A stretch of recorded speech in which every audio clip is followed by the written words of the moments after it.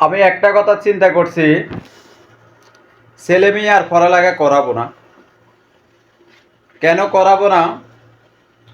কেন? আমি কোনো মুক্তিযোদ্ধা না, আমার আব্বুও কিন্তু মুক্তিযোদ্ধা না, আমার দাদাও কিন্তু মুক্তিযোদ্ধা না।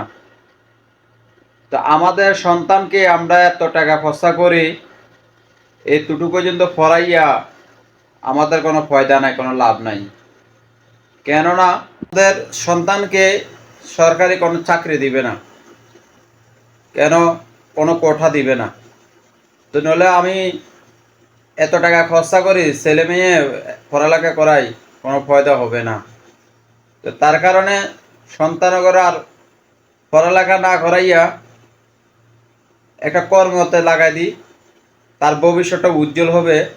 সরকারি চাকরি করবে বলে ছেলেমেয়েরা অনেক পড়ালেখা করে, বাপ মারা অনেক কষ্ট করি ছেলে মেয়েকে পড়ালেখা শিখায়, খরচা চালায়। যে জায়গা তনগা সরকারি চাকরিও হবে না, তো সেই জায়গায় পড়ালেখা করায় কোনো লাভে নাই।